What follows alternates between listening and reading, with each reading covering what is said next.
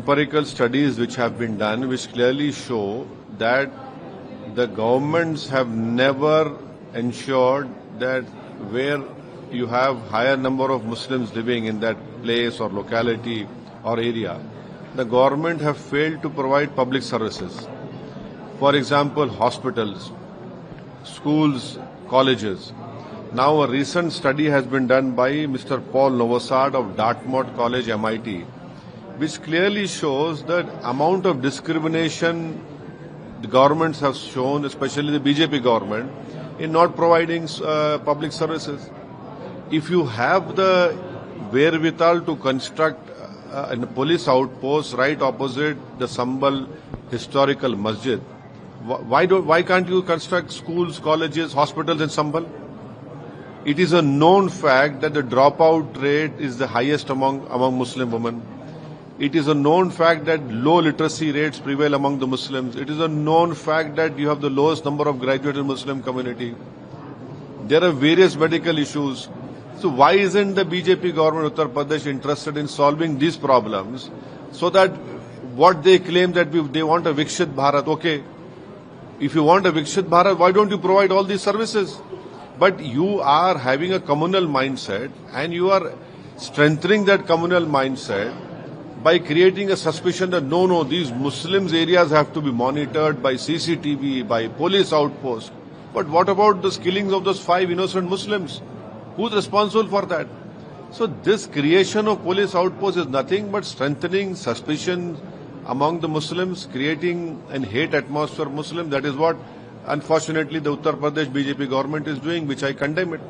Sir, what's your comment regarding the Samajwadi Party delegation visiting there today? Well, everyone can go. They are also going. I don't have to comment on that. But Samajwadi should also remember what happened in 2013 Muzaffarnagar riots, wherein 50,000 Muslims are uprooted from their original places where they have lived for more than 70 years.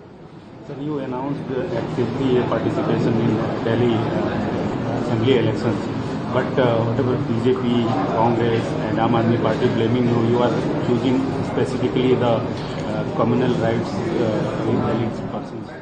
You see, as long as the law permits any political party to put a candidate, that political party is free to put that political candidate. Secondly, these 3 political parties should do some self-introspection. Who gave candidates, who made people candidates who were involved in 84 Sikh riots? Who had made them members of parliament who were facing grave bomb UAPA charges of Malegaon? Which party was responsible for that? And secondly, the present Chief Minister of Delhi, he himself is facing cases. His colleagues are facing criminal cases. Some are behind the prison. So when you point a finger at someone, the other 4 fingers are pointing towards all these 3 political parties.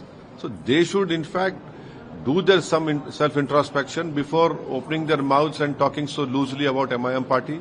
But yes, we will definitely contest in Delhi elections. We have announced a candidate.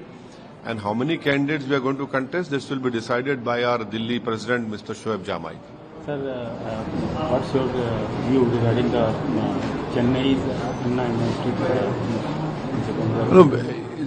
It is an unfortunate incident, and I hope that justice will be done and the perpetrators will be taken to task, that the full force of the law will be imposed on them.